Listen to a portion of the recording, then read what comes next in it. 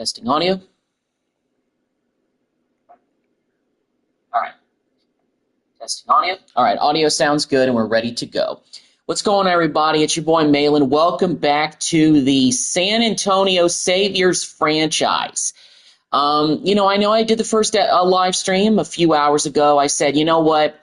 I decided, let me do one more tonight, and I can probably go till maybe about the same amount of time that I did last night with the Cowboys franchise live stream. I'm going to go probably till maybe like 1 in the morning with this, if I can. So, for those of y'all that are unfamiliar with what we are starting up, it is an online franchise.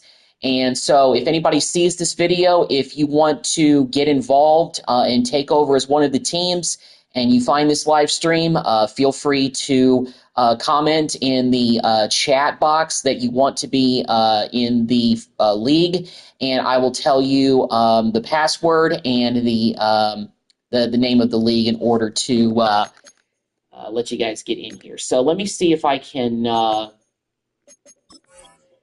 show the league settings. So that is the league name, and that is the league password. And if I'm in the middle of a game though, and you guys comment, I will show you guys after the game is over the league name and the password, so that way you guys can join if you want to be a part of this, because this is an online franchise. I've actually never done one of these before, and if anybody stumbles upon this and sees this and wants to join, feel free to let me know, and we will see what we can do. But you might be asking, who the heck are the San Antonio Saviors? Well, that is the fictional football team in the new movie Him, folks, that stars Marlon Wayans and Tyreek Withers. And in the preseason, the Saviors did not do so well. We finished the preseason 1-2, but we have a few changes to our roster. We actually did sign a real legitimate NFL player. Poona Ford was released by the Rams, I would have to guess. So we signed him on to be our new starting defensive tackle for this season. I figured, hey, 80 overall guy, top free agent available after the final round of cuts, can be very helpful to us. But every other position I feel like I'm comfortable with going forward in the regular season. You know, maybe if there's a Sam linebacker that's available, that might not be a bad place to invest in. You know, let me take a look at a couple of other positions and double-check that. You know, we could use a backup center, and also there may be a better Sam linebacker. So let me go and see if there's a backup center that we can get. I'll go ahead and sign Nick Gates for that. It's obviously going to mean we're going to have to cut some players, but still. So we got a backup center. And let me go and see if there's no Sam linebackers available. Those are hard to come by, so I guess we're going to have to rock with, you know, guys that are in the 60s for this. So not exactly fun, but it is what it is. Let me move our third-string quarterback, Mason Watson, to the practice squad, and we're going to go forward with that. So as far as our roster, our center position, it's a little bit more solidified. We got Nick Gates to be the backup for right now, so I think we'll be okay there as far as position-wise. We only have 2 quarterbacks that are active, though, so if Cameron Cade gets hurt, we might be in trouble. So let's get started with the regular season. I'm going to play the first game, and by play, I mean play the moments. It's the San Antonio Saviors' first official game of the regular season on the road against the Rams. The introduction of this new team to the NFL coming over from the USFF, the United States Football Federation. And then again, some of the references I might be saying are referencing the movie Him, so if you haven't seen it, you may not get some of the references. I'm not going to give away, like I said during the last live stream, I'm trying not to give spoilers from the movie because, I want people to go see it for themselves. So yeah. Although I like the design of our uniforms. We got the chrome gold face mask just like in the movie. Everybody's looking pretty good. I like it's a simple uniform that was in the film anyway, but the team builder the user who did this team builder team did a pretty good job of kind of matching all of the stuff from the film as far as the uniforms are concerned. But we get the ball on offense to start with, and I really want to get this first-string offense going because in the preseason, we didn't score once with the first string. And Joshua Parker, our starting running back, gains 12 yards on the first play of the season. So, that makes me feel a little bit better. And you know what? Let's give it to him again. I know that Cameron Cade is the superstar franchise quarterback, him, quote-unquote, but we still can rely on the running game. I mean, Cameron Cade is 6'5", 197 pounds. For a quarterback in any league at the professional level, that is a very interesting prospect, if you ask me. It's no wonder that, as far as a fictional quarterback, you would build a guy like this. There we go. Perfect slant route, mesh concept. There we go. And by the way, the playbook we are using is from the Houston Texans because they are the team we are replacing. Because whenever you do an online franchise and you insert a team, build a team into the game, you have to take one team out. So I took out the Texans because this team is in San Antonio, my hometown. So we're basically trying to take over the second Texas team outside of the Cowboys, my Dallas Cowboys. Hopefully they'll be on the schedule for next season because I'm looking forward to that being a pretty fun matchup. I'm not going to lie, even though that's going against my team.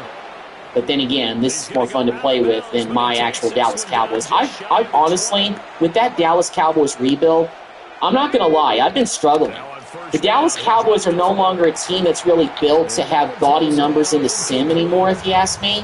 Like, they don't just win big games like in the first season anymore. And most of that, I feel like, was because they had Micah Parsons in the sim. Like, he changed everything as far as the defense, and if you don't have somebody like that, then the sim is just not going to be the same. So it does affect Madden. Believe it or not. I mean, I'll tell you one guy who is in. It's Micah Parsons. We get into the end zone for the touchdown. San Antonio Saviors' first touchdown drive of the season, led by Cameron Cade. Looking pretty good. All right, well, the Rams are looking pretty good themselves on their opening drive. They've got this thing all the way down to the 5-yard line. They've taken the ball down the field and gone down here right away. Of course, we got Poona Ford, our new defensive tackle, trying to work the middle here. We got some talent on the defensive side of the ball in places, but we're still kind of figuring this out in a way. Let me actually check something here because it didn't look like that Poona Ford was in there. Is he not on the depth chart right now? Hold on a second. He's not. Poona Ford, get in there right now. I brought you on here. Scrimmage, taking him down at the 3. Maybe the first big test of the season here on both sides. This is 3rd and goal. And that's the end of the first quarter. The Rams are knocking on the door. They got a 3rd and goal. But we are up 7-0 on the road in our first game. The Rams with the football here to begin the second quarter, as they'll see what they can do on 3rd and goal. Here's Stafford. Oh, almost hit. But still. Defense, well, nope. I spoke too soon. They're going for it. No surprise. It's early in the season. But you know what? Most teams would go for it in this situation if they're supposed to be goal line. But we get a sack. And we force a turnover on downs. Let's go. But our offense is still sputtering a little bit. Coming up here, in the second quarter here. 3rd down stop in the second quarter. Throwing is Stafford. Awesome. Nakua holds that one. Inside the 15-yard line.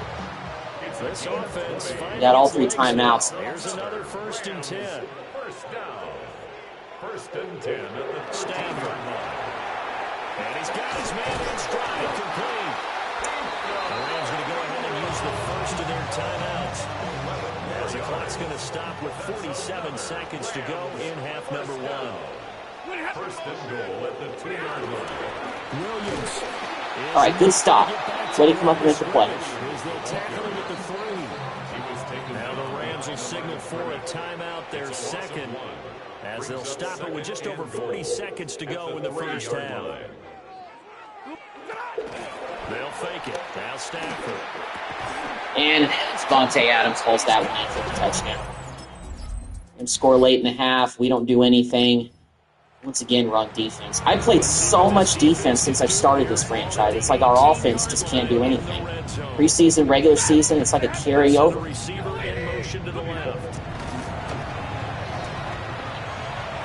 All right, good deflection there.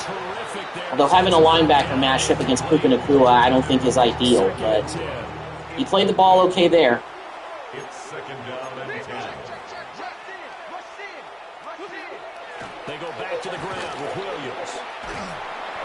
Almost broke that tackle. If he does, that's a touchdown probably.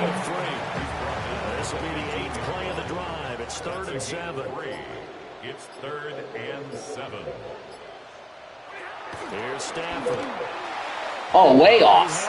All right, well, that's 4th and 7, so they will kick the field goal. Incomplete. It's now 4th down. So we bent, but we didn't quite break, but still, I mean, surrendering 3 points is still surrendering 3 points. Okay, finally I get to play offense. Trying to get it in the end zone from the red zone, but right now they're focused a 3rd down situation with 1 yard to go to get the first. Well, there we go, Parker. And Parker is going to score. Nice job by the running back. His first touchdown of the season. Back on defense again, 1st and 10.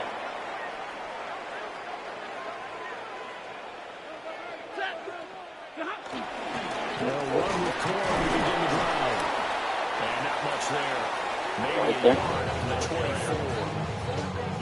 They'll come up now. 2nd and 9. Yard gain. Brings up 2nd and 9. Out of the gun, Stafford. Oh, man. I thought I was in position for that. But nope. Monte Adams hauls it in for a big first down. It's a 4-point game, and 2 minutes, less than 2 minutes to go. So they need a touchdown, and they're not going to settle for a field goal, I don't think, because they got to hope for one more possession. But at this point, I don't think they're going to hope for that. But it doesn't mean anything if we can't stop them. With the first down, so that's going to double their pleasure for sure. They get the first and save a timeout. First down. 1st and 10 at the 36. Now Stafford. Kick! Let's go! I'm glad I audible to that defense. Marvin Patterson coming up with the pick. Our middle linebacker making a big play for us. Let's go. All right, now all we got to do is run the football, and we'll get out of here with an ugly, nail-biting win, but we'll take it.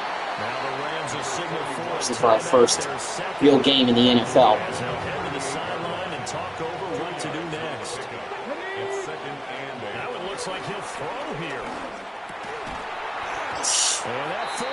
Office hands. A nice job of bodying him up defensively, and now it brings up 3rd down. They'll drop to throw. Tight end, Sanchez holds it in, gets a first down. Let's go. Let's take a knee. Show good sportsmanship. Picking up that first down was huge. They don't have any timeouts left. So this game is basically over. Homer Kneel Down should do it. So we go on the road to LA and we beat the Rams in their house 14-10 to win our first game. San Antonio Saviors' first game in the NFL goes down as a win. All the folks back home in my hometown of San Antonio saying we're proud of you. We're putting on the big horn helmets and enjoying ourselves with all of the red and the gold and the I will say this. The idea of the logo and the team uniform colors for the fictional team, the San Antonio Saviors, props to the people of him, because I think they have some pretty cool uniforms. I would actually really I really like those uniforms, not going to lie. I think they're pretty cool. Half the league is going to have a loss on their record. But everyone's got to we get the win to open up the season. Not a very eventful day on offense. I mean, Tyreek Withers, Cameron Cade, he did finish with a 92.3 rating, which is pretty good, 138 yards. But other than the opening drive, the offense really didn't get anything done. But we fortunately had a pretty good day on the ground. Only 10 carries for Josh Parker, 41 yards, averaged 4 yards a carry. He had that rushing touchdown where he just kind of ran through everybody to score. But hopefully we can pick up this offense a little bit because, I mean, if it's got to be our defense winning games, we'll take it. It kind of played out that way in the preseason where the defense would kind of almost have to win some games, but it'd be tough to keep putting them back in those situations over and over again. Fortunately, we actually got a few skill points that we can spend. So let's go ahead and go to Isaiah, and let's see if we can purchase anything. We could probably purchase a few of these. Yeah, we can purchase a few of them. So let's go with this one. And let's go with purchasing this. Cool. All right.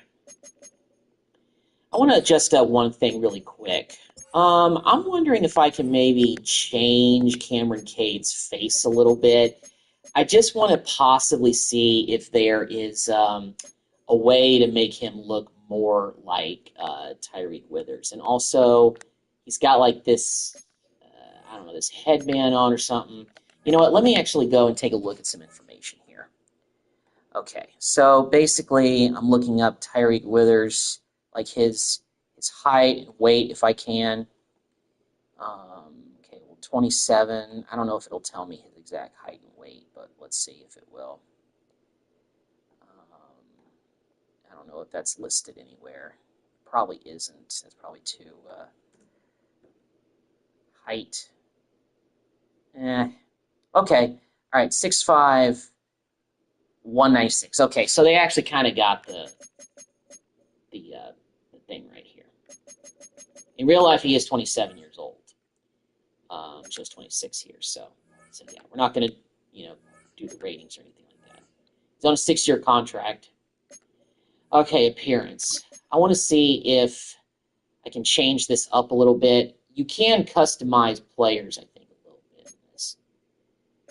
So I want to see if maybe there's a head that looks closer to like what Tyreek looks like. Just to see. It's almost kind of a little bit more kind of a light-skinned. He is kind of more of a light-skinned type of guy,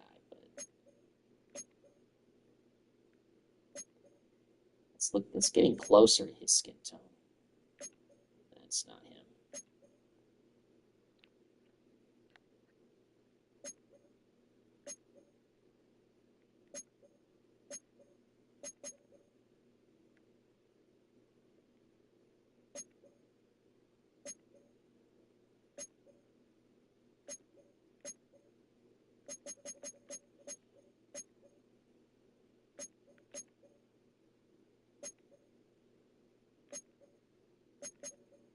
I feel like there was a face that I saw that kind of looked like him. No, it wasn't that one.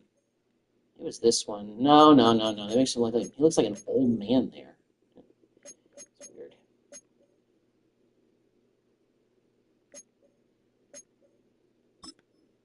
Okay. That for the base, that looks kind of okay. No, that still doesn't look like him.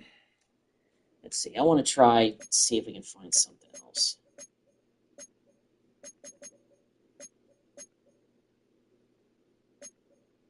I also kind of like the fact that he had like one of those like caps on, because in the movie he doesn't wear that. The character doesn't wear that. All right. I know. I'm just trying to, I'm trying to create Cameron Cade. I mean, his roster, you can adjust the face and the head, which I think is pretty cool. That's that's the face that he had actually before, I think. And that does look like him. I just wish I could take that cap off his head. Let's see, edit gear. Can I give him maybe a? I think his visor is okay. So I think we're gonna stick. Yeah, I'm gonna discard those changes actually, because I think I swapped back to the same face that I had before for him. So it is what it is. I feel like there was something else that I was trying to do that I was thinking about doing. Okay, not really changing his face, but yeah. Let me just out of curiosity see if maybe there's some players that maybe we could still add in free agency.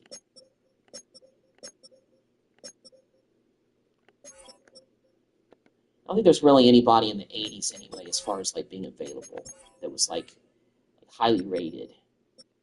No offensive linemen are rated really better, so there's really anybody that can come in and help us in that department. Just because I feel like that we still have a ways to go with this team in terms of, how good they are and everything like that. Okay, all right then. So let's go ahead and simulate through the next few weeks. Let's simulate to the middle of the season and see where this team is at in terms of in the middle of the season. Hopefully, winning that first game doesn't mean that's the only game we win for the first half of the season, but we'll see.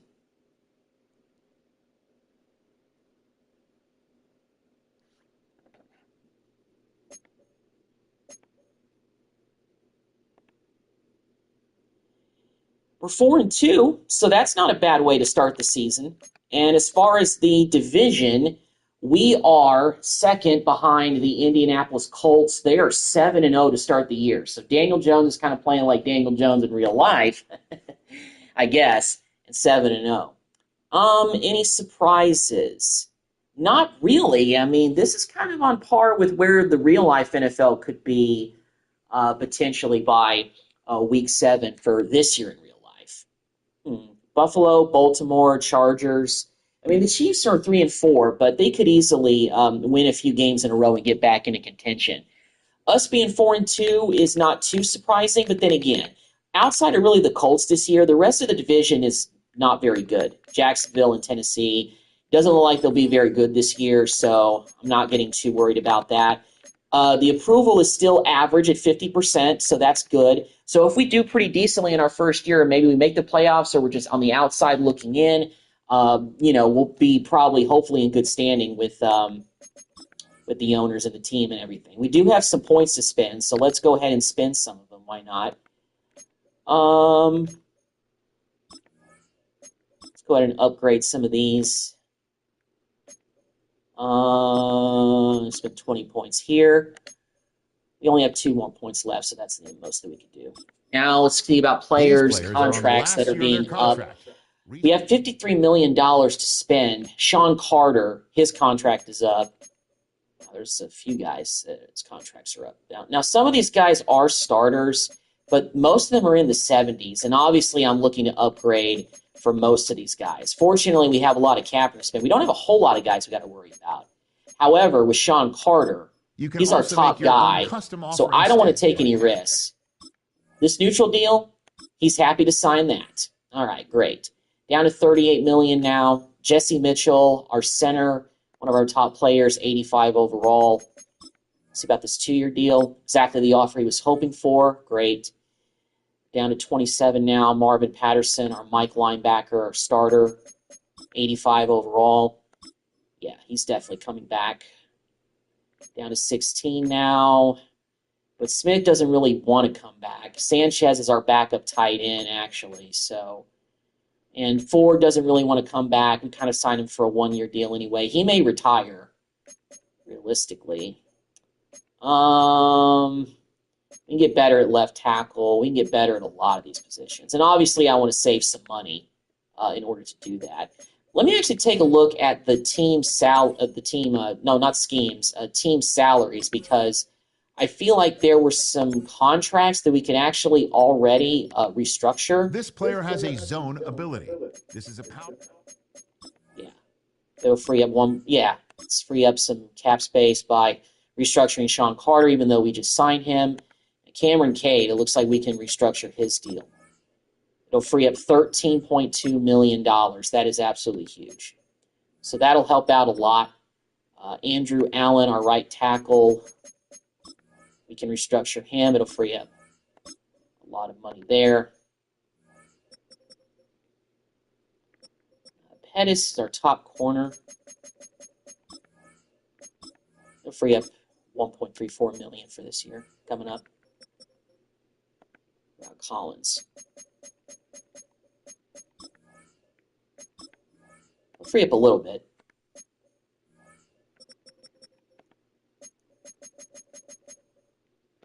All right, we can't restructure this guy, our running back. Eric Baker, a top receiver. restructure his deal.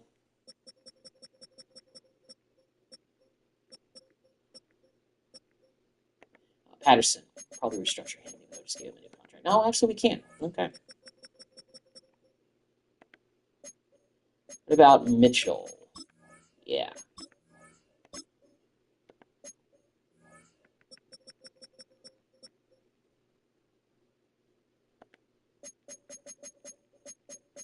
Greg Roberts, we can restructure him.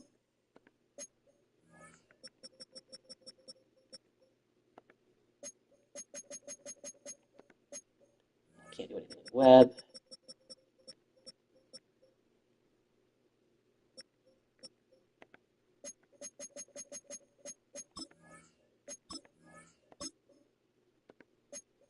Free up. Restructure Thomas. What about Coleman? Free up $1 million.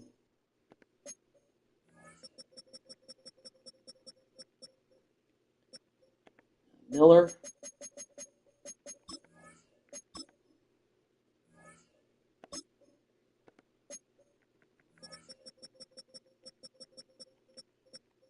Our backup running back tanking. Can he be restructured? Nope. Still pretty solid at 79 overall. That's not bad for a good 1-2 punch at running back.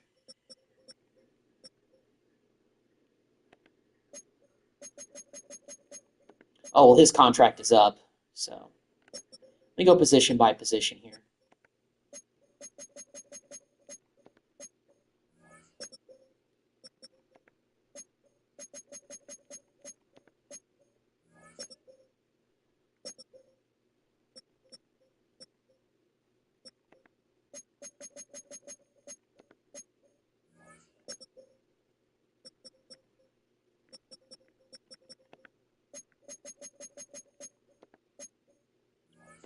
All right, well, we were able to restructure a bunch of deals, so maybe we can look at bringing some of these guys back.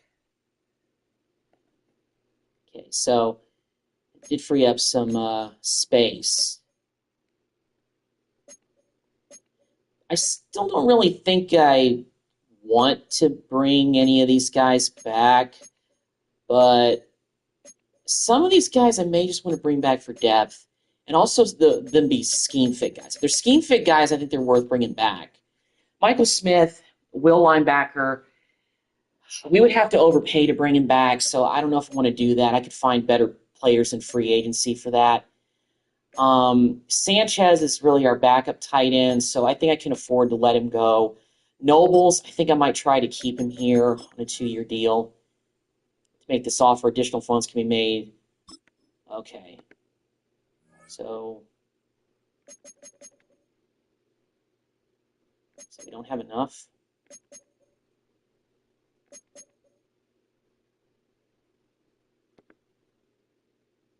Guess we don't. Hold on, we have $95.7 million. It's weird. So even though we still can't do a contract like that.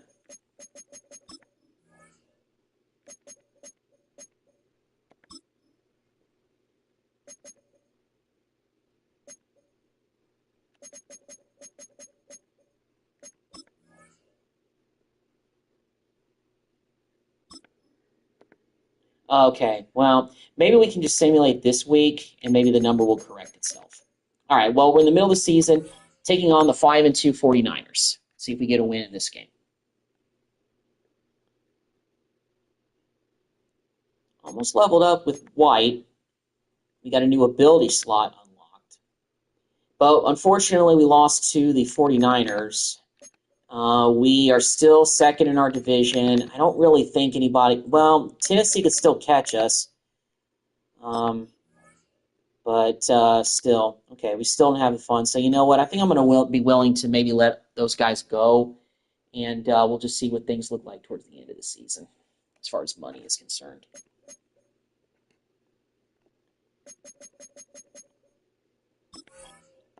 Playing the Broncos, they're 3-5.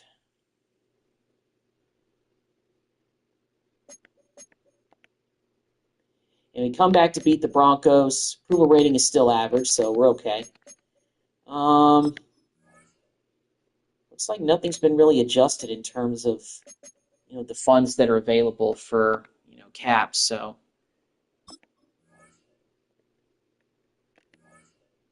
when you withdraw your offer, won't be able to franchise tag this player.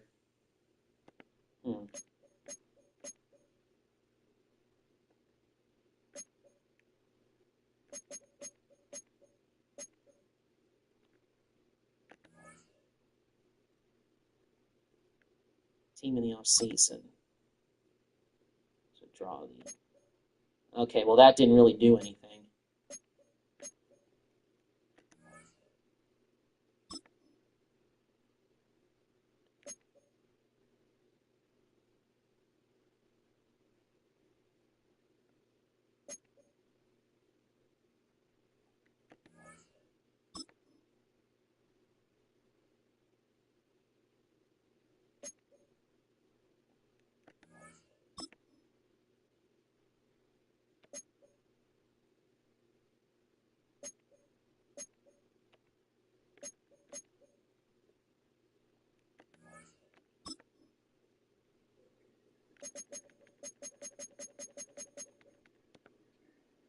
Okay.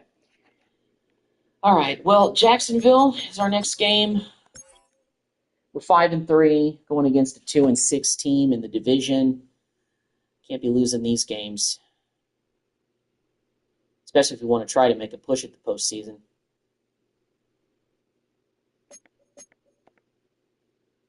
And we beat the Jaguars. So we are now 6-3, looking at a playoff position, possibly. I want to check and see if we have any injuries so far. We don't have any. That's great. All right, we got the Titans. They're 3-6. Oh, wait a minute. Let me check the weekly awards. Do we have some guys win? Yeah, Cameron Cade won AFC Office Player of the Week. 307 yards, 4 passing touchdowns. He was sacked 3 times. He had 4 carries. So looks like he's getting it done on the ground and in the air. So that's good. We got 27 points to spend. Let's see if we can get at least one ability unlocked. 20 for that. Let's do 15 for that. Angry Runner. I think we don't have enough for any of these. All these are going to cost a lot more. So, yeah, we don't have enough points to buy anything right now. All right, 3-6. Titans going on the road to play against them. Still looking to get in some playoff positioning here with some wins. Got to win against our AFC South opponents. And unfortunately, we drop a doozy to the Titans. We are still second in our division. I don't think the Titans and Jaguars can catch us right now, even though we just lost to the Titans. So still looking at a little bit of a tough sledding right here.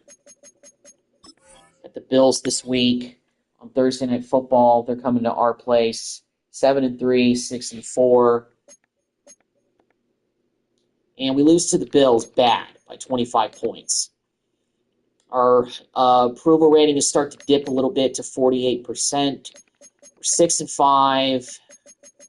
And it looks like a practice squad player.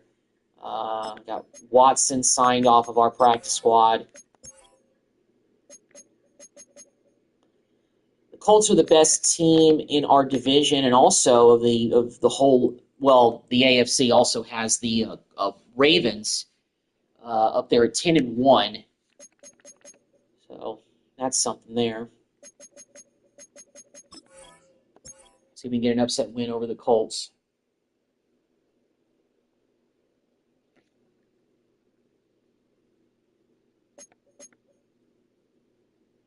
New ability slot unlocked. And we beat the Colts by 3. So we get back on the winning track after a bad loss. And we are 7-5. Jaguars and Titans are basically out of it. As far as the playoff picture, we are in here as the 5th seed. We would make the playoffs right now as the 5th seed if the season were to end today. So we got a chance here. Chiefs are actually 6-6, so they're not looking like world beaters this year. So we got a chance to take these guys down.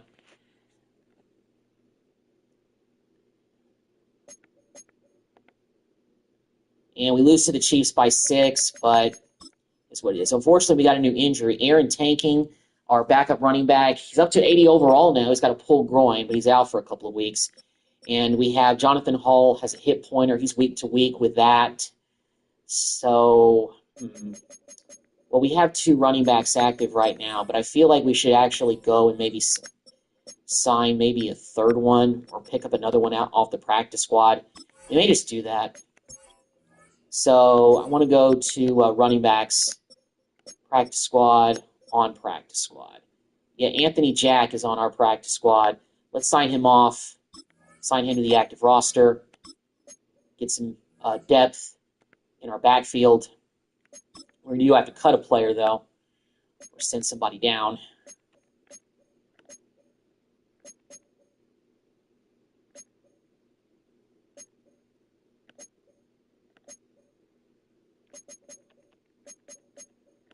Four receivers.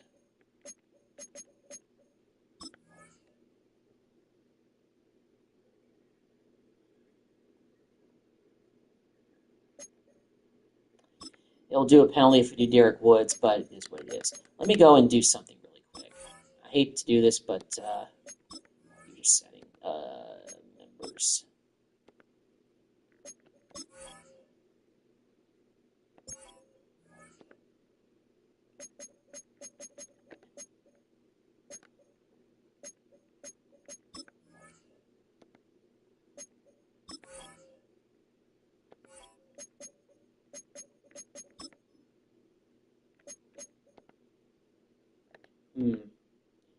I guess can't do.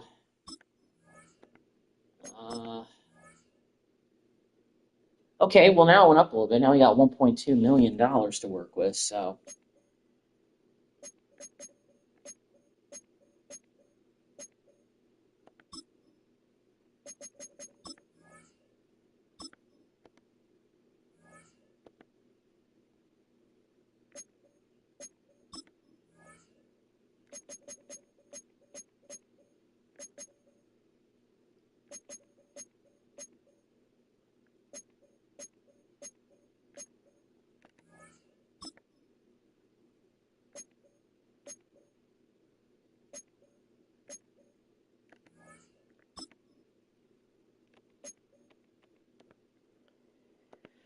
Okay, all right. We can't clear cap penalties by doing that hack that I did in the last live stream with the Cowboys, like I showed y'all. We don't get really free passes for that, so we had to take a cap penalty to get rid of our backup tight end who was just terrible in the 50s, but it is what it is. We'll get this thing kind of straightened out. Going against the 5-8 Cardinals, we only have a few games left in the season. 7-6 right now. We are in the playoff picture, but are we going to go in with momentum? Well, we're kind of sliding a little bit. We're 7-7 right now, and we are still in the playoff picture, but as the 5th seed, I feel like we really can't afford to lose too many more games in a row. Going against the Raiders, they are 7-7 as well, so they're fighting for some playoff battles, playoff positioning, I should say. And unfortunately, we lost to the Raiders, so now we are under 500, and our approval rating has dropped down to 45%, and we are no longer in the playoff picture. And we have another new injury. Craig Roberts has a torn labrum. Our starting strong safety is out 3 to 5 weeks. Well, we may not make the playoffs this year, so I'm going to take a risk. I want to put him on IR, and I'm going to go ahead and sign a strong safety to help us out for the rest of the season. What's our backup strong safety looking like? What's our situation there looking like? So Julian Holmes would be starting right now. We do have Ryan Campbell back there, but I want to see if there's any better options in the free agent pool. Is it our free safety or strong safety? Hold on a second. I want to make sure that I'm doing things right. It's our strong safety. Okay, I was about to look at free safeties. All right, strong safeties, all, let's see, ones that are on the practice squad are not very good. There's really not much here that could really be a big help to us. But, I mean, bringing in Kareem Jackson, you know what? It's just going to be for this year, but he's a scheme fit guy. He's an older veteran. Let's bring him in there for the rest of the season, just to give us a little bit of leadership back there in that secondary for the rest of the year. Not anticipating bringing him back next season, but still, it does make our safety situation a little bit better because we've got Craig Roberts going to IR now. What was our other injury? So we had him. We put him on IR. We have a pulled groin for Aaron Tain. He's been banged up the whole season. He's still week to week. He's week to week with another injury. So we're getting banged up towards the end of the season. But hopefully signing Kareem Jackson helps out a little bit with our depleted strong safety position. And we're losing to the Chargers. So I think at this point, because the Jaguars have now leapfrogged us in the division, they are now the 7th seed. Something tells me we're going to miss out on the postseason. But I'm going to play this final game of the regular season, and hopefully we can get a win. And we unfortunately, our right tackle is out. He's basically done for the rest of the year. So Andrew Allen, dislocated ankle. He's going on IR. And what does that make our current right tackle situation look like?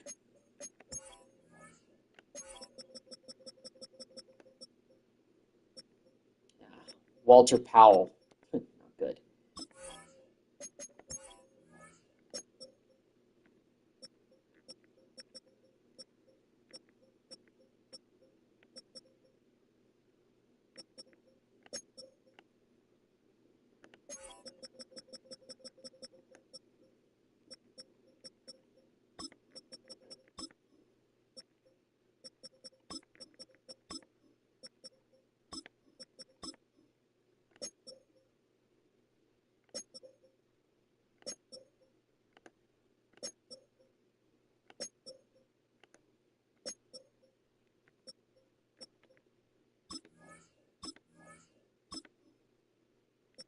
Yeah, just auto reorder the depth chart. So we got Kareem Jackson now starting because I forgot that the depth chart doesn't automatically update when you sign a new player that's got a higher overall. So keep forgetting to do that, even though I sign new players. All right, so we've got our final game of the season coming up. So I do want to sign a right tackle to help us out. Even though it's the last game of the season, I know it really doesn't matter too much in the grand scheme of things, but I figured why not. Let's go ahead and sign Pryor, the former Eagle, to our right tackle spot to help us out for the final game of the season.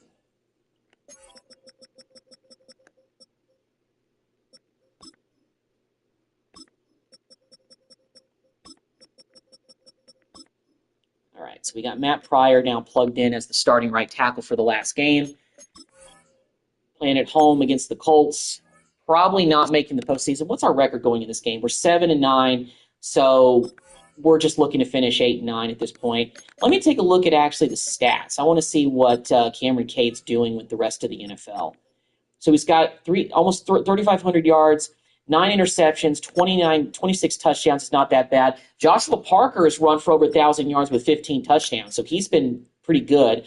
Our receiving core is actually pretty balanced. We got 2 guys in the 600s, and we got Jack Thomas actually leading us in receiving with 774 yards, and he's the leader in touchdowns with 9 of them. And as far as our defense, our leader in sacks is Ian Collins, our edge rusher with 9.5.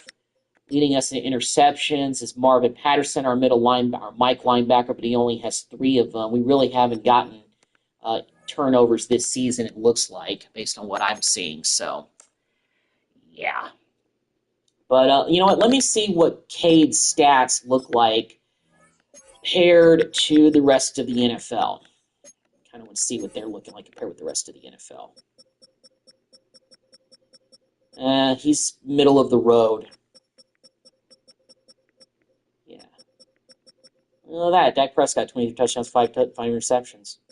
Even though Cameron Cade's thrown for more touchdowns, the yardage is not all the way there. But hey, I think statistically, he's looking like one of the top QBs in at least the AFC for this year. So maybe he'll be out of the Pro Bowl. But our running back, let me see how his stats actually compare with the rest of the league, because our running back Parker, he was looking like he was looking pretty good with the rest of the NFL.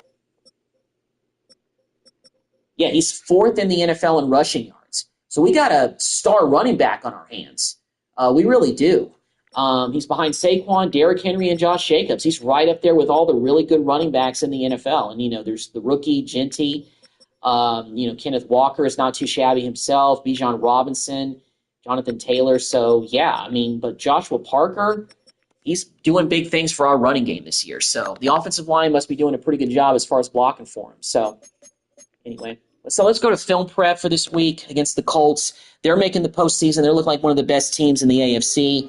See if we can pull the upset and beat them. Where strategies are discussed and victories are born. Each person there has a voice and a chance to step forward with what they believe is the key to this week's game. Seeing on film, position the game that isn't strength of theirs. We can force them into bad choices. Safeties, reading the progression, we don't need to worry about getting beat. Instead, we capitalize on every mistake. Yeah. Make sure we're good to go. Got a temp boost.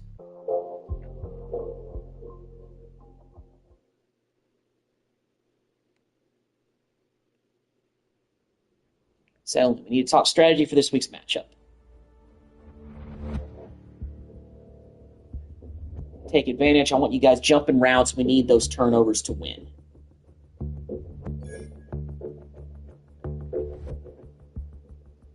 Score a touchdown for us. No, Carter is locked in.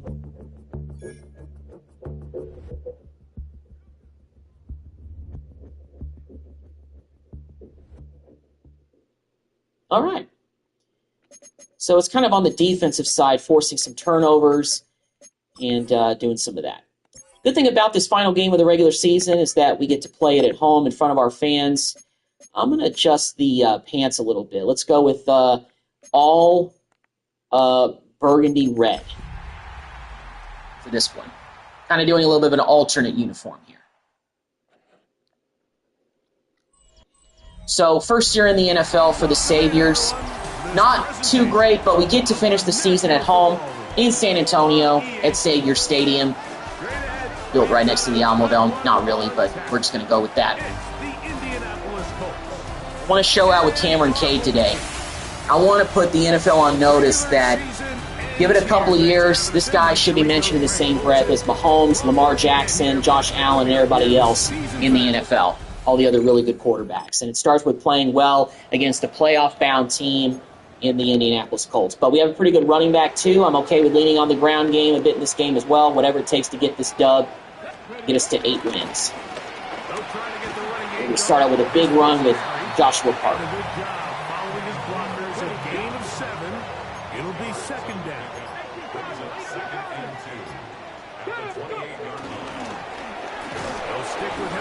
Parker powers forward for the first down.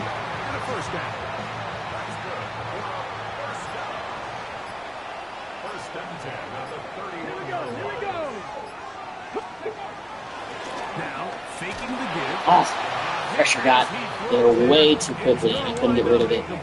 Pressure got to him that time, and it'll set up second down. Back to throw.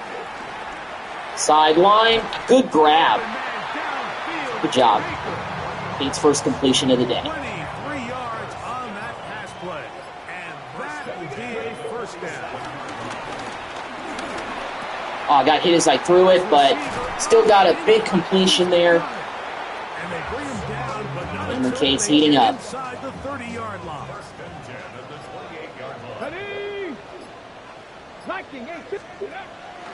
Off play action. He'll set up to throw. There we go, another outside route to Sanchez, the tight end, and he picks up another first. Now they are in business. Inside the 15-yard line. Space getting tight here. Down to the 13-yard line. They work first and 10. And Parker gets a first and goal set up for us. And it's first and goal. This over the drive going to form so far. Now they've got it first and goal. Here comes the blitz as he looks to throw. He's trying to throw simple out, but he couldn't catch it.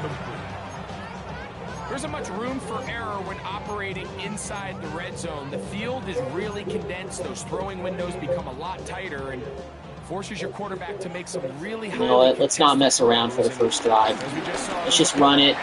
Joshua Parker's been that guy for us all season, according to his stats. So let's not get too cute and score.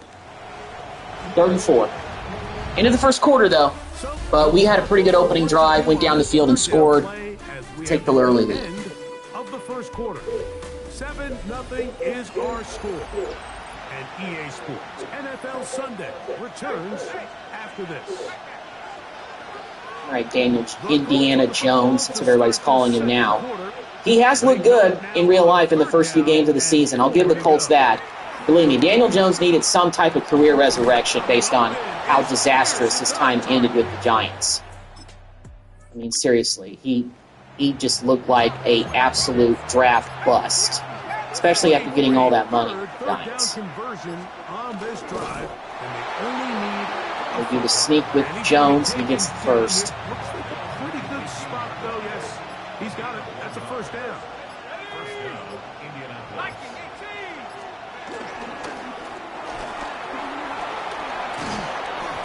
Oh, fumble, get it. Pick up the ball. Yes. Defense picks it up. Let's go.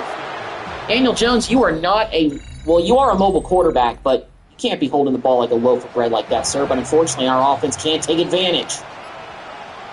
Why is it that statistically you're lighting up the league, Cameron, but you can't bust a break whenever we're actually playing these games? Fortunately, force a throwaway to make it 4th down. They get a field goal. There's 59 seconds left. 1st and 10 now from the 36. They'll come out throwing here to start the drive. Dang it! I gotta call timeout. The offensive lineman was like standing there like, It's like, pick up the dang ball.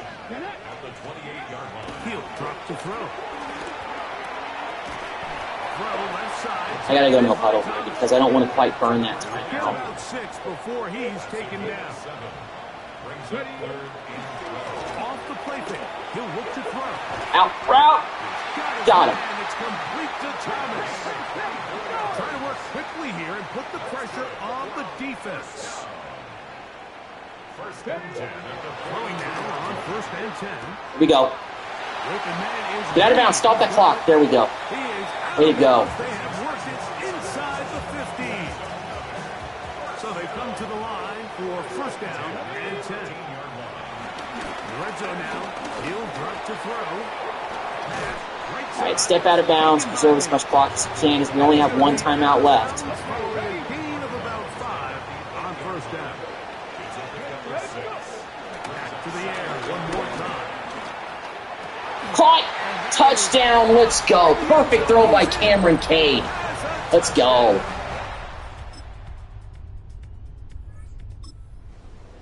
All right, 3rd quarter now. Actually got a chance to establish some distance here. It's 3rd down. Dang it. Pocket collapse. I tried to scramble with Cameron, but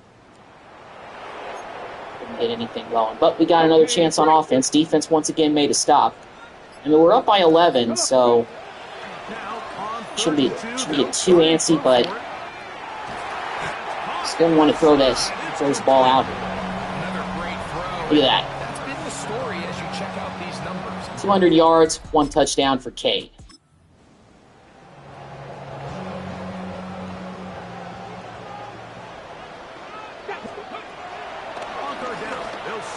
Cade looking sharp out here today, y'all.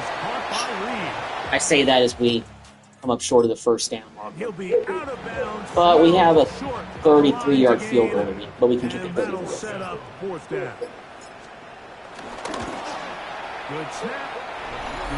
Kick is up and good.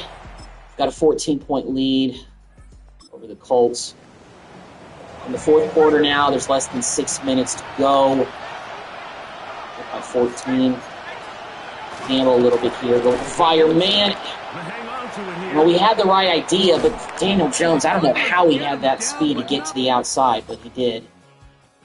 Colts do get on the board with a touchdown. We got a 1st and 10. Kind of backed up a little. Well, no, we're past the 20, I say that. I thought we were backed up more to like the 10, but no, we're fine. Oh, come on, catch the ball. You caught a touchdown earlier, man. Or no, well, you didn't catch a touchdown, but you caught a nice pass to set up that touchdown. So I stand corrected. You were the one that caught that touchdown, number 2. All right, it's 3rd, 3. That completion helped to get us in a manageable situation. Dang it! How does the... So prior to that 3rd down call, Mike, I thought they put themselves in a pretty good situation. At that down and distance, they had run and... No, let's not gamble. Let's punt it. Nice job by the defense being up to the task. Force the incomplete. Brings up 4th down. On the return is Gould. Ooh, spun away, but defense was able to stop. All right, they're going to let us have this whole defensive drive at the start. All right, they're down 7. They got 2.5 minutes to go. Try to drive down this field and score. In terms of receiving touchdowns. Intercepted. Let's go. Tried us with the deep pass, and we get the pick. Let's go. So all game, we've seen him take the approach as Beautiful. just being a game manager. Now we can try to chew out this clock and get the win. If that's the case, is you have to protect the ball. You can't turn the ball over, especially if you're struggling to push the ball downfield. You got a little reckless that time, and the defense made a pay. It is 2nd and 6.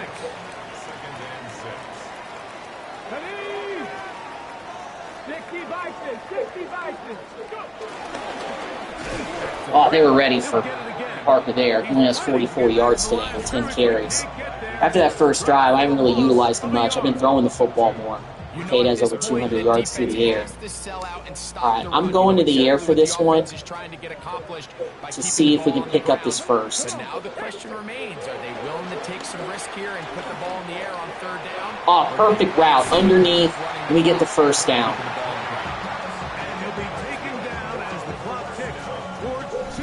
All right, 2-minute warning, up by 7, trying to close the game out. This could impact the playoff picture if we beat the Colts here today. They don't have any timeouts left, so we can just do a few kneel downs and we're home free. Victory very much in sight now as they'll take a knee. 2nd and 11. Just going to let the clock tick down. Put a bow on the first season for the San Antonio Saviors. Not quite lighting up the league in year 1 yet. Statistically, though, Cameron Cade is going to finish with a decent stat line at the end of the year. There's obviously plenty of room for improvement.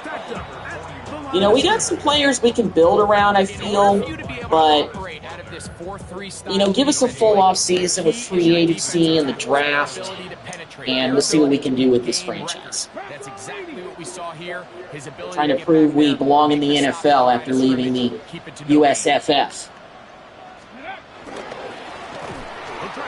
Man, offensive line, we only get some improvements there for sure. They've stopped them behind the line. 4th down coming up. So it's 4th down. They'll call on the punt team as they try to play the field position game here, protecting a 4th quarter lead.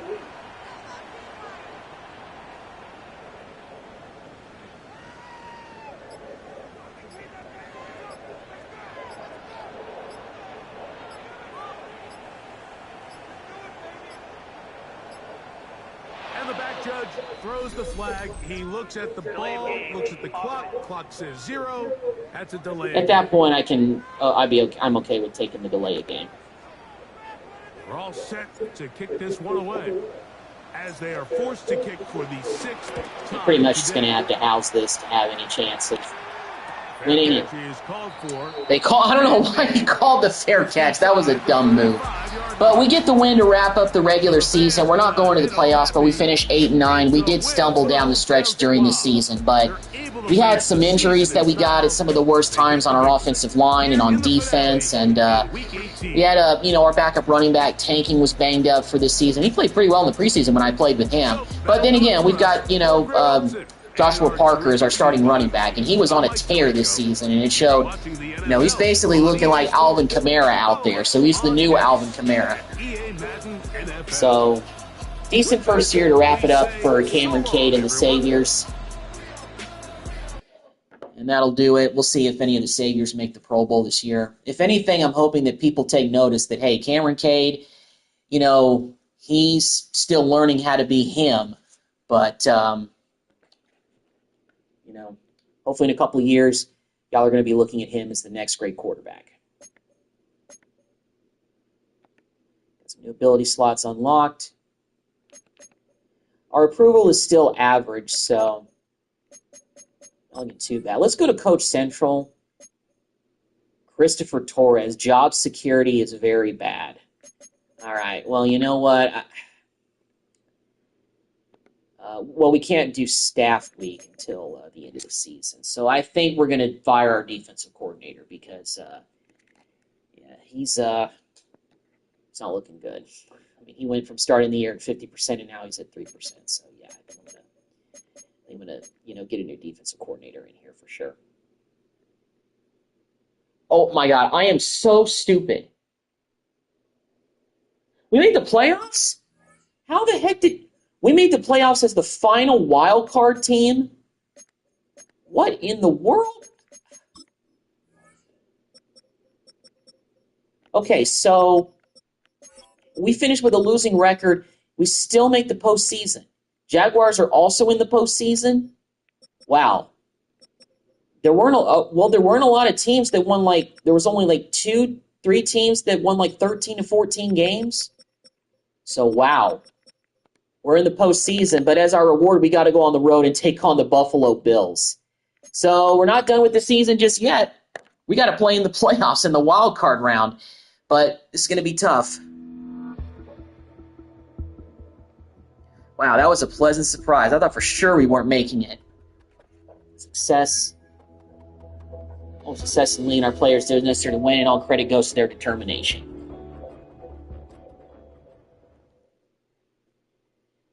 Okay.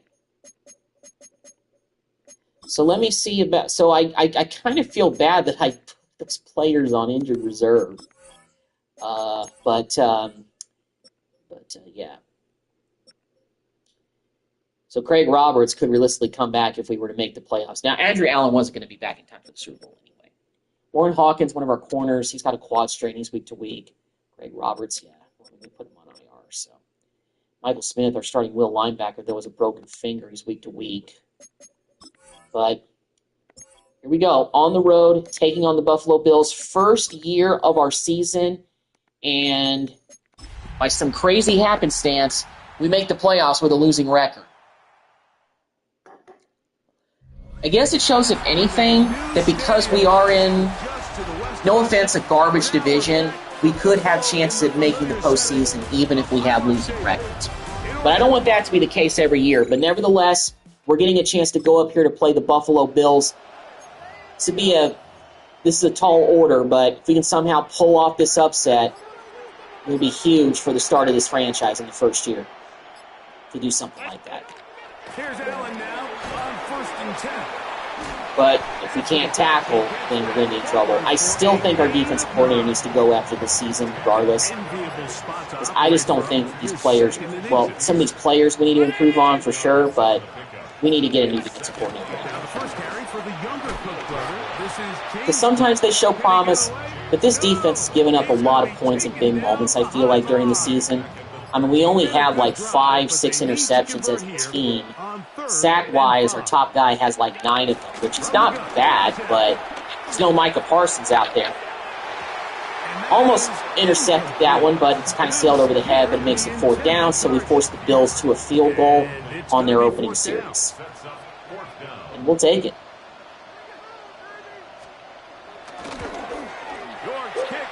Okay, I thought for a second we actually ran into the kicker there, but we didn't. All right, once again, we're back on defense. We didn't do anything on our first drive. We got a 3rd and 10 here. On 3rd down, it's Allen. Oh, dang. Taking off, he'll try to get there. And he will easily pick up. Thought we could just hit him hard enough from behind. Maybe he'd fumble, but we couldn't do it. We've got 1st and goal coming up. That's another Buffalo Bills. Here's Cook. You see, first guy there, make the tackle. Don't expect the other guy to always be there to make it up for you. Here now, 2nd down and goal. Leads to 2nd and goal. Allen gonna give it to Oh, good tackle, Coleman. Let's go. taken down. 3rd and goal. 6. Last drive, I mean, our defense can make big plays when they have to, but sometimes our offense really picks the worst times to go stagnant.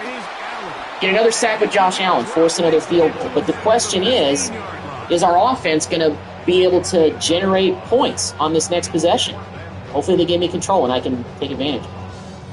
Cade York and the field goal unit coming on the field. This just a little more than a chip shot. 32-yard attempt. He is 2 for 2. All right, Bills get another field goal at 6-zip. Finally, we're on offense. Got a 3rd down and 2 here. I could run it with Parker, but I feel like they're going to expect that. They'll throw here on 3rd. All right, good job, Reed. Way to make that play. Complete as he hits Reed. Needed that. 2-minute warning. Okay, 3rd down and 5. We need this right here. We have all 3 timeouts left. Here now, 3rd and 5. This one Couldn't catch the out route. it's incomplete. Well, at least we kick a field goal. The receiver from the ball, and it is 4th down.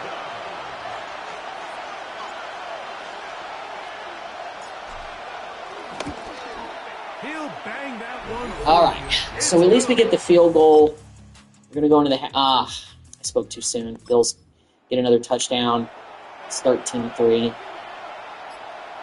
3rd down, they need 5. Good catch. Really quickly, and it's Dive for the puck. for the pylon. Didn't quite get it. The official right there is gonna mark up play All right, come on, Parker. at the 1-yard line. All right, easy rushing touchdown for Parker. Now we're back in this thing. Stick of Bills in another 3rd down. Down by 3. We still have a chance here. And in motion is Coleman. On 3rd down, it's Josh Allen. Man, Is Palmer. Josh Allen's going to be able to make those throws all day.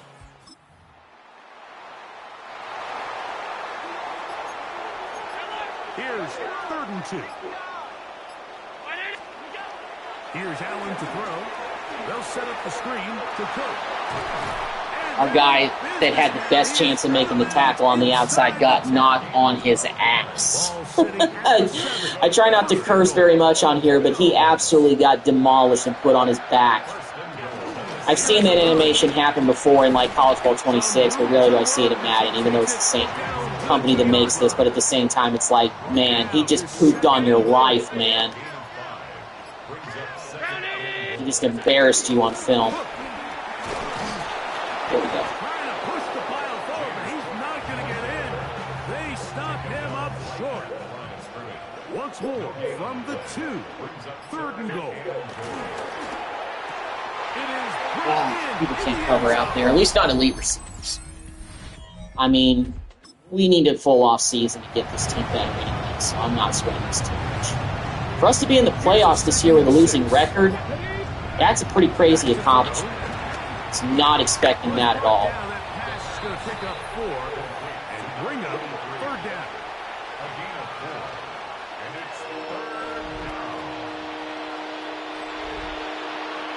Well, we're down by 10, so every possession matters a lot. Shotgun snap. He'll look to throw. Parker makes the catch out of the backfield on the little angle route.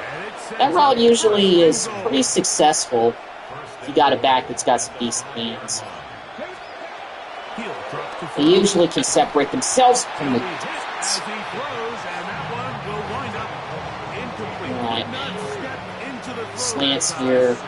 It'll bring Second up and goal. second down. Coming up empty is not going to be good. They'll look to throw again. Got him over the middle. Good job. Great throw by Kane. Perfect. Just what we needed.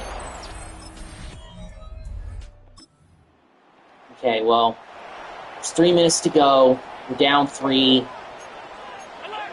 I'm going to gamble a little bit here. Set the house, and that worked for that. He's not going to get away. They're going to bring him down. Stop on the put pretty other cold. side of midfield. After the loss of 3, it is 2nd and 13. From the gun, it's Allen. A short throw. Man. Kincaid. And they'll move this one down inside He was the just 40-yard too wide line. open. That's a pair of Getting too many hookups on flashbacks from the Cowboys secondary yesterday. 14 yards. That was all. I mean, seriously. See Trayvon Diggs out there not being able to cover anymore is just sad. Just awful. Just sad. Surprised that he hasn't been traded yet, or he's not being considered traded. I mean, he's hurt anyway, so I don't know if I would want him. He has no trade value. But that's more Cowboy stuff's for another video. I'll get back into the Cowboys rebuild probably next week. Just really want to have some fun with this custom franchise right now. They'll drop to throw. Pretty interesting. This past weekend, there were 2 football movies that opened. Him and The Senior, which is based on a true story. I'm going to probably see that tomorrow as well.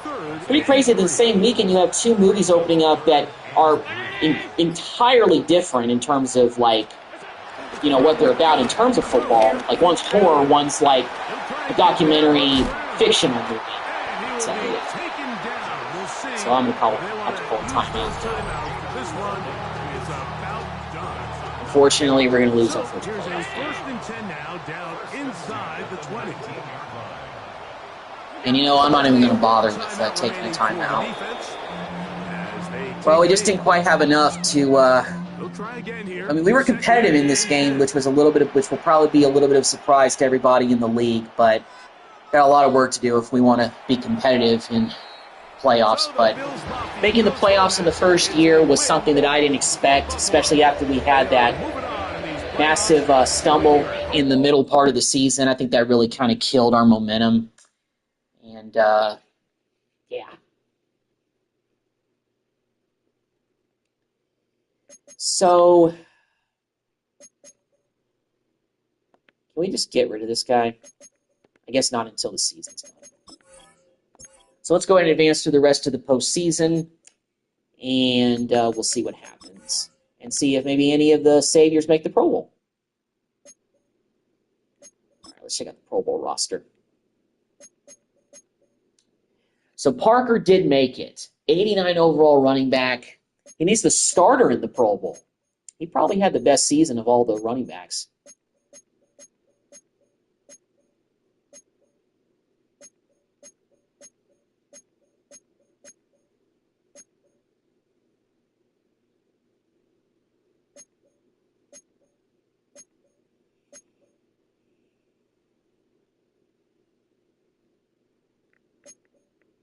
Surprised to see Parsons didn't make the Pro Bowl.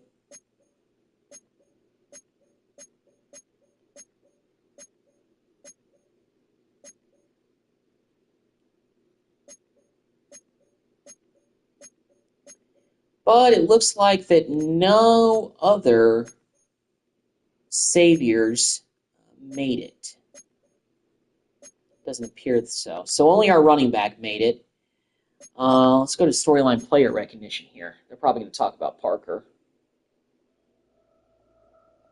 The top prize in the NFL is the Lombardi Trophy, but some individual hardware is pretty nice to end a season with, too. Today, one of their players has a reason to celebrate. Walking by, how's it going? Seeing everyone celebrating this week, I was looking back at all the great performances this year. Joshua Parker had an incredible year, and I'd like to do something special for him. Ed Visco, our offensive coordinator, talking right here. Agreed. We would have had a much different offense without him. He deserves the recognition. I'm going to say that. When the players went up, I want it to be flashy, something he can flex, show off to the guys. Player gained XP. All right. He accomplished a lot this year.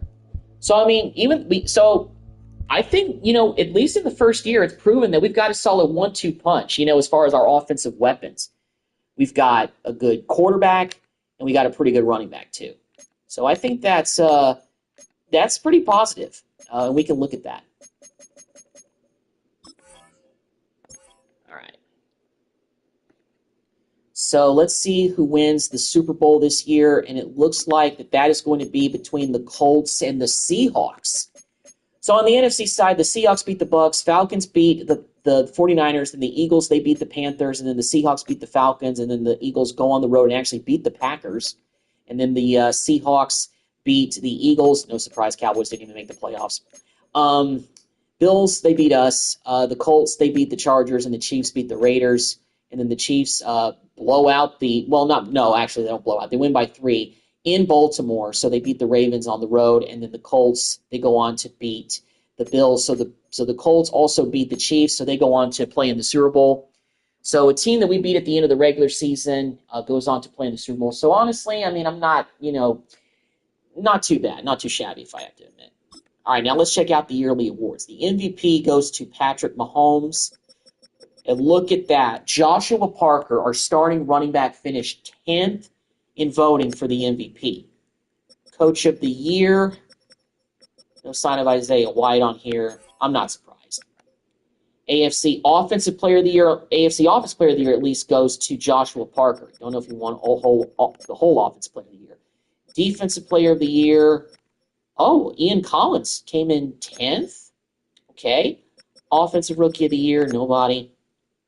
Defensive Rookie of the Year, no one.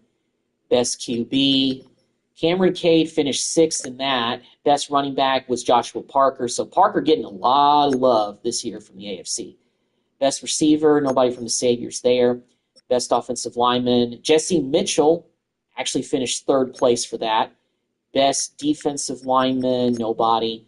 Best linebacker, Marvin Patterson finished 3rd. Best DB, no one. Best kicker, our kicker, Elliott Brooks, he actually won that. Well, no, he finished 7th, excuse me. So I wonder if Parker won overall Offensive Player of the Year. Don't know, but we'll see. So let's advance to the offseason because we have some work to do. Let's see who wins the Super Bowl. Then we'll get to the coaching staff. Because I think it's time to, because I think after the first year, we got to get a new defensive coordinator in here. Because his approval rating is down all the way to 3%. It's very, very bad. So the Colts won the Super Bowl, and also Offensive Player of the Year overall did go to Joshua Parker. So we had an Offensive Player of the Year award in the first year of the franchise. How about that? All right, so let's check out the retirements. Kareem Jackson retired. Not surprised about that. He was the only retirement player that we had, but he was brought in really as a Band-Aid guy anyway. Coaching carousel. Yeah, Christopher Torres, you're fired. All right.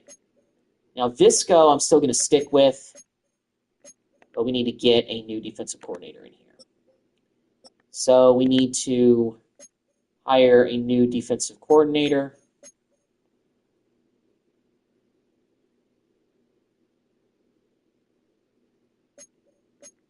Let's bring in D'Amico Ryans as our DC. Yeah, let's do it. I think that'll really help us out. Get a real defensive coordinator in here. It looks like Aaron Rodgers has decided to retire. So we've gotten the coaching situation taken care of. So now we can get into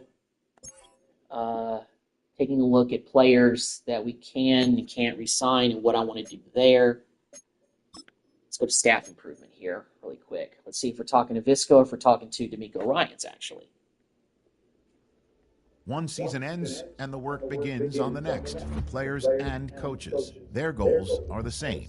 Find weaker areas and make them strengths to bring into a new year. Thanks for meeting with me. All right, D'Amico, welcome. We look forward to the upcoming season. I was hoping to get your opinion on how I can improve as a coach. I mean, I'm bringing you in because you have some credentials, my man. Being good is all about role playing. We lock down the passing game. That's what I want you to do. You have to be a key part of that identity, coach. There are a lot of ways I can impact the passing game. What aspect should I focus on? I think mastering the cover two will probably be a big deal. Defense. Our corners need to master their zones.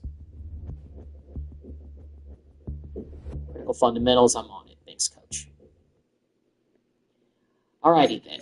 Now let's take a look at. So now we have $17 million that we can work with. So I think things got a little bit fixed later. As far as who I really think that we should take a look at, Michael Smith would be. We're gonna have to overpay for him, so I don't think I want to do that. Same thing with Nobles. You're like a third string halfback. You're our starting left tackle. We can get improvement in free agency. You're a backup receiver. You're a backup running back as well. Sam linebacker. We should have one Sam linebacker still on the roster. I'm actually going to bring back the long snapper.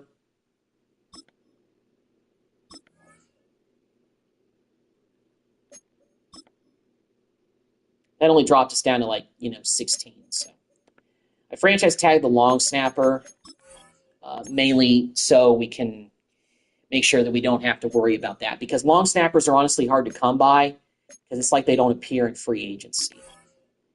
As a matter of fact, let's actually go to Coach Central because we have some skill points that we can spend. So let's spend some of those.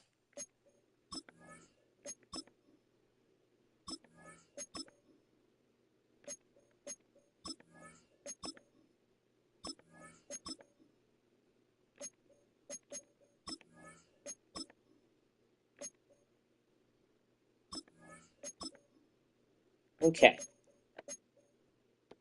All those. All right, so let's go to free agency and see who's all out here. We have $15.6 million to work with. But I want to see if there's any more contract restructuring that I can do. I don't know if I can, but let's see. I can. Great. For Parker, I know you had a big season, but I need to restructure your deal.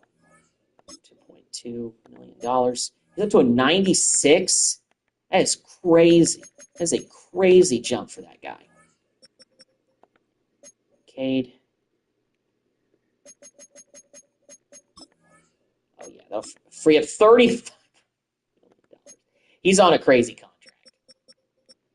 But he's now up to a 90 overall, so he's starting to be him.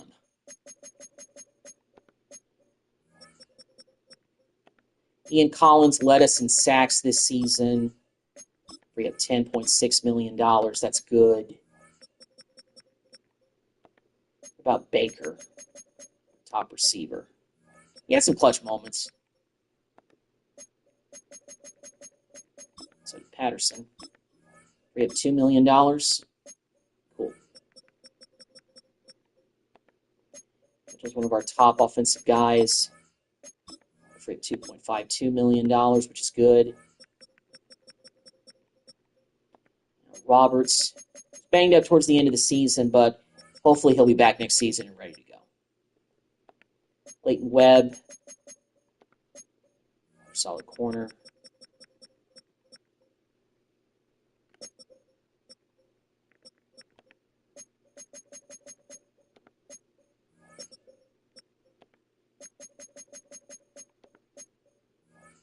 You know,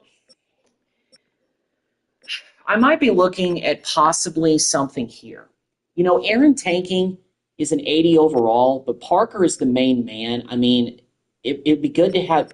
I'm going to go with maybe Tanking for one more season and maybe look at him as a possible trade candidate just because of some value that we could get for him. All right, so we have a pretty decent amount of money to spend here. So of the contract restructuring that I've done. So running backs, I don't have any worries about at all. We do need to get a fullback. If there's maybe another good elite receiver, maybe we can look at that. Oliver Reed is starting to get to a 79, so he's improving. Could get up to the 80s at some point, but yeah, I don't know. We could use some improvements on the offensive line, although I don't know what all we could really get. I think our left tackle could really use an upgrade. We're pretty decent at edge rusher. Defensive tackle, we could use some improvement if there's a guy ace out there. We don't have a Sam linebacker, so we need to get one of those. Corners are looking good, but we need some depth there. But we could probably look for that in the draft. Safeties are looking good. We have a kicker, and we still have our punter under contract. So let's see who's out here first. So the top-rated free agent is Leo Chanel from the former Chief. He's a Sam linebacker. We would have to overpay like crazy to get him. So let me see if there's anybody who would be more interested. Who maybe might be more of a scheme fit guy. Well, Jabril Cox is a scheme fit guy, but he's cheap. The draft may be where we look for a Sam linebacker, if I'm being brutally honest. So let's go ahead and try to bring in Jabril Cox, one-time Dallas Cowboy. Still have $70 million that we can work with. What about maybe left tackle? Is there anybody decent out here? Nobody really better than what we actually have. We do need a new fullback.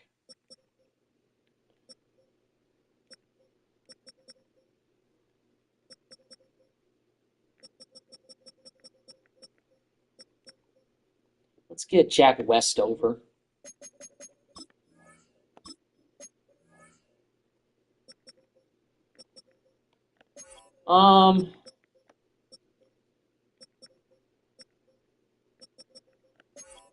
And I'm also kind of looking for scheme fit guys, What about receivers? Is there any really good receivers out here? I mean, we could get another weapon. I mean, Hollywood Brown's available. That would actually be a pretty good idea to get a solid weapon.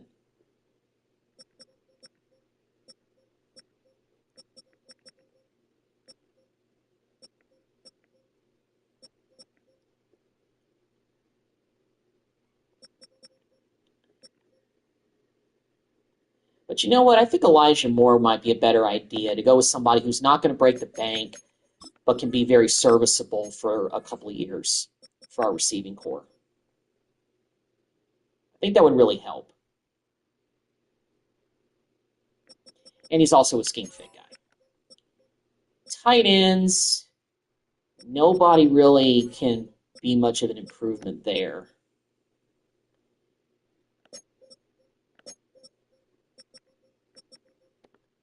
Let me check the offensive line again. There weren't any left tackles that were really better than what we have. We do need some depth. We also need some depth at center. But I think as far as the guys that we already have projected as starters, I'm okay with. I mean, a high 70s is not bad.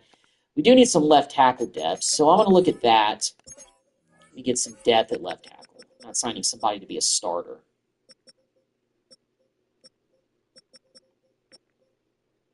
Matt Pert. Let's bring him on as a backup. Team-friendly deal for 1 year. Let's see if he'll take that. So, yeah, he probably will. Can only do one more negotiation here. So let me see what else we need to look up. A lot of the defensive positions we're solid at, but a will linebacker we could definitely use. We've made an offer to a Sam linebacker already. What about will linebacker? We haven't really looked there yet to see who's here. Current starter is a 70 overall. Oh, and Drew Tranquil is available. Okay, that would actually be a huge upgrade for us. Neutral deal, 2-year deal. Drew, come to San Antonio. And he's interested too, so that really helps. What about more guys that are in the top 100? I mean, I don't want to break the bank with Leo Chanel. I don't want to do that. So these are the guys who we have targeted: Drew Tranquil, Elijah Moore, Jack Westover, Matt Pert, and Jabril Cox. I know that Jabril Cox is, an underwhelming option, but those are the initial offers that we're going to do for the first wave of free agency. Let's see if we signed anybody.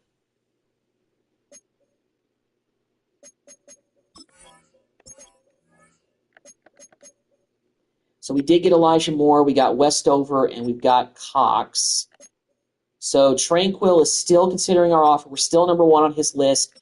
Hurt is still considering our offer as well.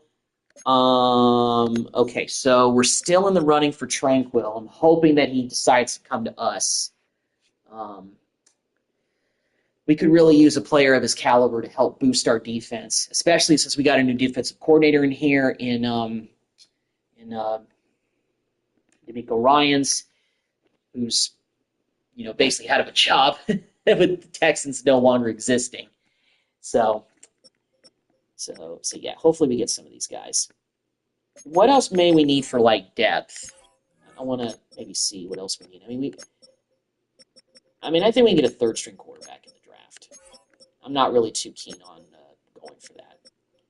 Elijah Moore actually really is our 4th best receiver, but he provides some depth, and at this point we're just kind of looking for something like that to give us a little bit of a hand.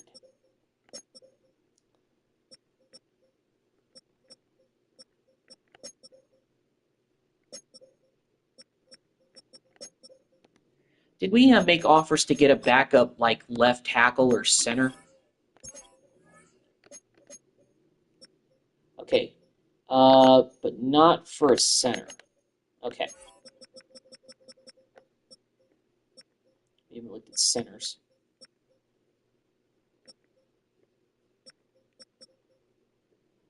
Ryan Bates. Team-friendly deal for 1 year. Just get him in here to be a backup. We're his only offer, so I'm not too concerned about that. Are there any other positions maybe on defense that we need depth at? Because I feel like we do. No, edge rushers were okay. There weren't really any defensive... Were there defensive tackles that were looking solid? We haven't targeted one.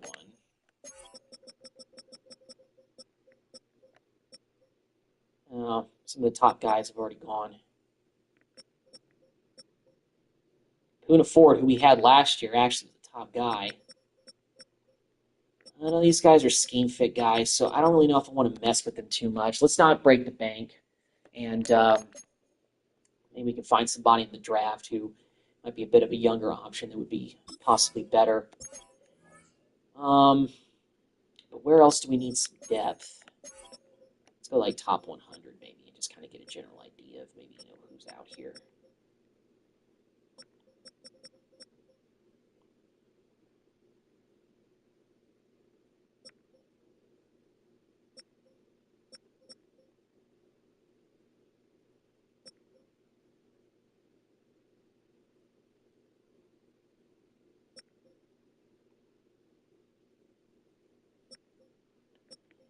Corner depth is something that I would be okay with if maybe there's somebody out here who would be interested in scheme fit. Kobe Durant doesn't look too shabby. Be able to bring him here on a 1-year deal. Get some depth at corner.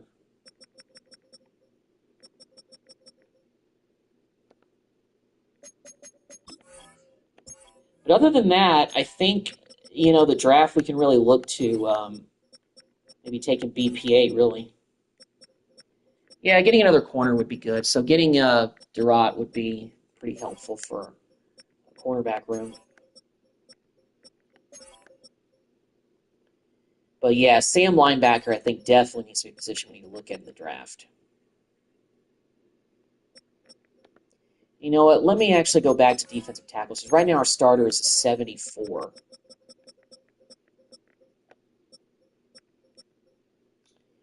But these guys aren't scheme fit guys, so that kind of concerns me a little bit.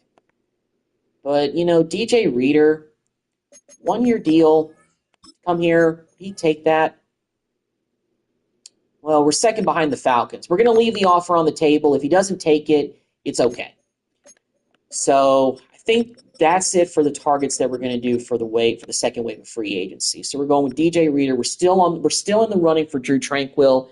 The Falcons and the looks like the Jets and the Commanders are also looking at him, but we're still his top offer. Kobe Durant, corner depth, Ryan Bates, backup center, and Matt Pert, our backup as a backup left tackle. So we're still in the running for those guys. Let's go and advance next week to stage 3 and see if we get any of those guys in free agency.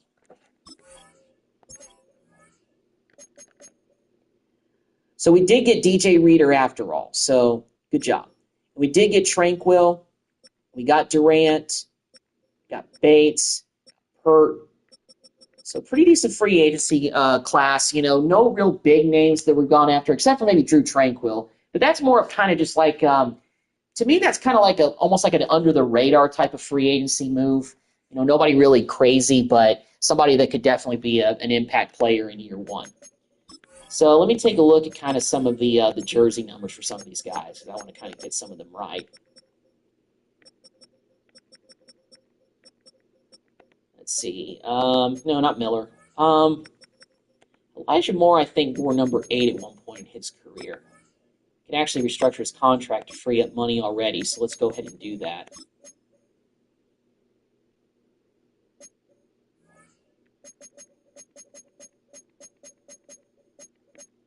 Yeah, let's give him number 8. I think he wore that when he was with, like, the Jets or somebody, so yeah. So Elijah Moore. There just weren't really any tight ends that I liked. None of them were looking really too solid.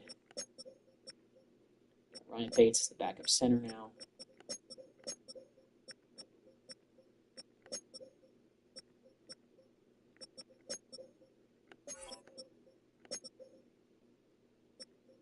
DJ Reader is really a bridge player. He's coming in really for 1 year. Martin's still got some, youth in him, so. Same linebackers where we really got to get some upgrades if we can. All right, let's see. Drew Tranquil, he wears 23, I think. So let me see. But what other numbers has Drew Tranquil worn during his football career? Because I know he's worn, 49 was also a number that he used to wear. Wore that with the Chargers. Looks like. Well, he wore 23 at Notre Dame. That was kind of his college number. That's why it looks like he's wearing it with Kansas City. He did wear 49 with the Chargers. Let's see if 49 is available. Let's go ahead and restructure his contract while we're at it.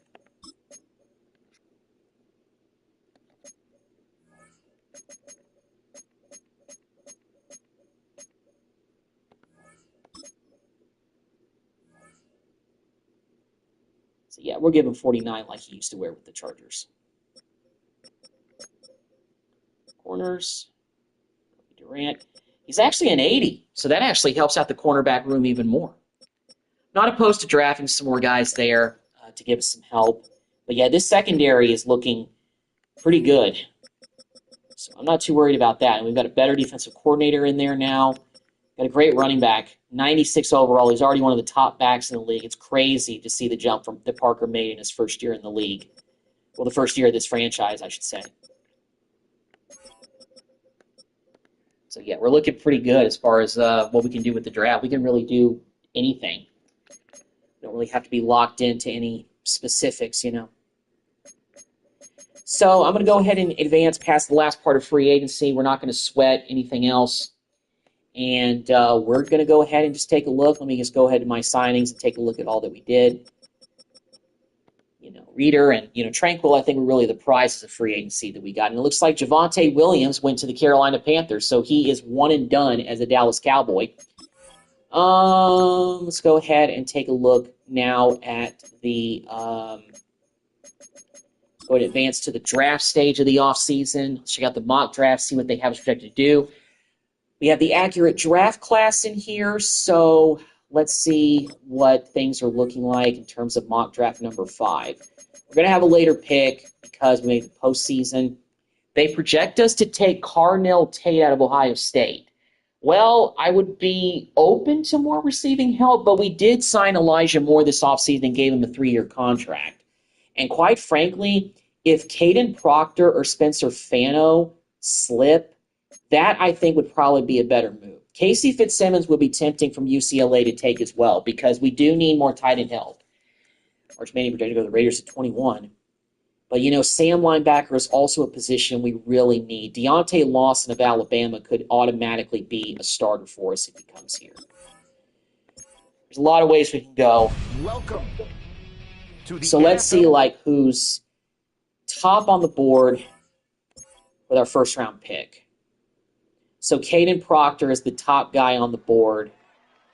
What about Deontay Lawson of Alabama is also there. But what is his talent says rounds 2 or 3. I'm a little torn, guys. I just don't know if it's going to be there.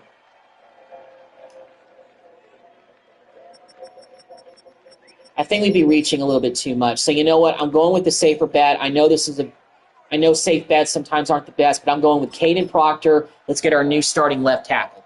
And it says it's a good pick, B+. All right. Feeling good about that one. All right, so what Sam linebackers are left right now? Are they any good? And these are all day 3 selections. So we missed out on the top guys at Sam linebacker that can make a difference. So I think we're just going to have to go with the board. Who's good? LJ Overton would be opposed to that as far as getting edge rusher. Anthony Hill Jr. doesn't look too shabby either. And we need some linebacker depth, if I'm being brutally honest. So I'm going to go with Anthony Hill Jr. Let's draft him. It says it's an average pick, so that might have been a bit of a reach, but maybe we can move him to possibly Sam linebacker. So now let's see what kind of Sam linebackers are left now. These guys are all day 3 selections. So yeah, we have another second-round pick. We could use a tight end. Trey Reverton of South Carolina and Jimmy Higgins. Well, Reverton's rated higher. He's a scheme fit guy. We're going to draft him. What? Select a player to draft for you?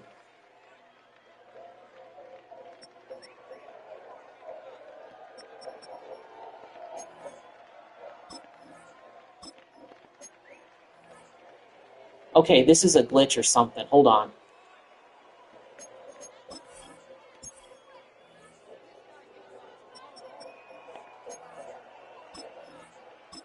All right, this is definitely glitched. I don't know what's going on. I can't select.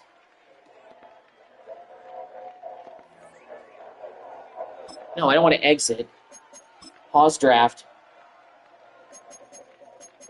Resume draft. Make selection.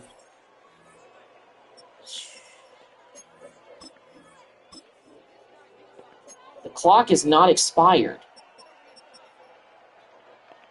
Okay, maybe we'll take this Claire guy. No, we can't even do that. All right. So I'm just going to simulate the pick. I don't even know who we drafted.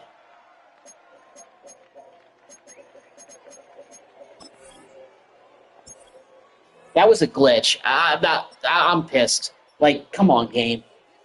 All right, we do need some defensive tackle help. Aaron Hutton looks pretty good. Let's read him. D+. Ugh. Yeah, I think this is glitching right now for some reason. Okay. All right, what about Sam linebackers now? Day 3. Maxwell Urban from Texas. This is a reach, but we're going with him for need. Oh, okay, it's not that bad. It's an average pick. C-, but it's not the worst.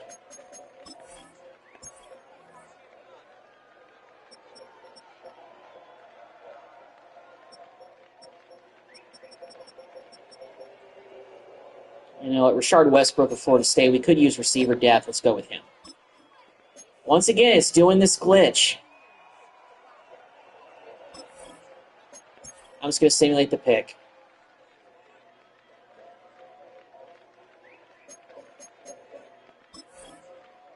Yeah, this draft for some reason for this year is being glitchy. It may be because of the logos and everything with this custom team, but I don't know. Joey Clinton, get defensive edge rusher.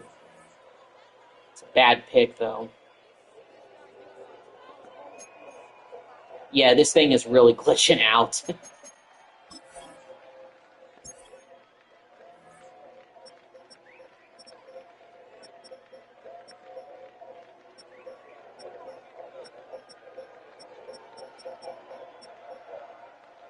Sam Gardner, William Monroe.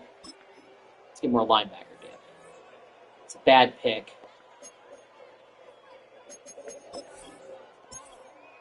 And another 7th round pick.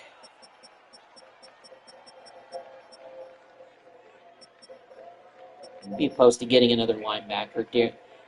Demarius Bradley of Cal. Possibly a reach here, but let's go with him. It's a bad pick. All right. So I don't know what was going on with that draft, but some of these picks I just had to simulate because the freaking draft clock would say it would expire, but it didn't. Okay, well, we went with the left tackle in the first round, Caden Proctor. We got Anthony Hill Jr. in the second round, a will linebacker. We did draft a Sam linebacker in Urban, but he's coming in as a 68 overall out of Texas. We went ahead and drafted Aaron Hutton, a defensive tackle.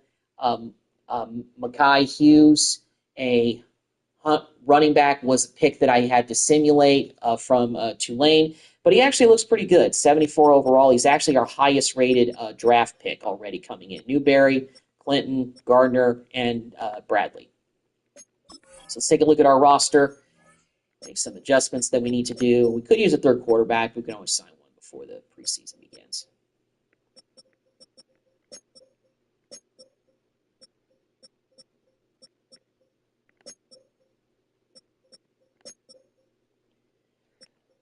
So Caden Proctor actually is only rated at 72, so he is rated lower than Ryan Young. But over time, got a feeling Proctor could supplant him as the starter. And he's number 74 at Alabama, but he's going to have to wear 72 for the first year due to seniority with him. So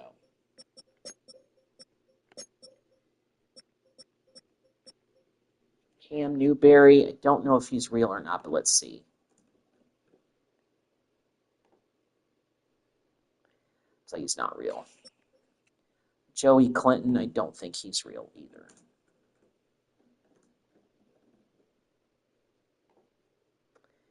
Yeah, these are fake players, but it's okay. It's a fake team anyway.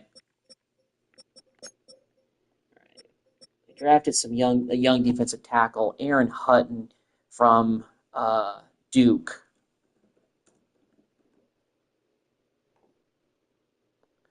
So he's not a real player either. All right, Maxwell Urban. I don't think he's a real player either, but let's see. Urban. Okay, that's just like some made-up thing. All right, well, right now he is better than Jabril Cox, so he would be penciled in right now as the starter at Sam linebacker. Demarius Bradley.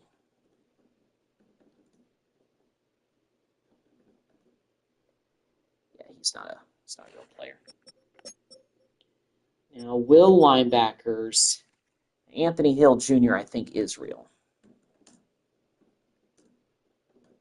Oh, yeah, he is definitely real. I'm going to say, I feel like I know this guy. Well, he's number 0, but he can't wear 0 because that's Cam Cade's number. You can't wear the number of him because you're not him. Sam Gardner is not real, so I'm not even going to bother looking him up. We got a lot of depth at linebacker now, so that's good. Quarterback, we've got some more depth there as well. Safety, got a little bit more there. So, yeah, our roster's looking pretty good for year 2. I like the way that it's looking. We've kind of filled some needs, and we were kind of able to, hopefully next year will be a little bit better. We got a better defensive coordinator as well, but we filled some needs, so that'll hopefully give us a little bit of an edge. So thank y'all for watching. The video title may say part 1, but it's really part 2, like the second live stream. Second one I've done today on this series. I'm hoping to keep this consistent and up. Although I will say, when I win a Super Bowl with the San Antonio Saviors, I'll probably go ahead and end that franchise there, because at that point they'll have, 9 championships in total. Because in the movie, Isaiah White led his team to 8 championships, according to the movie. So, yeah, one of the spoilers. So thank y'all for watching, and I'll see you in the next video. Take care.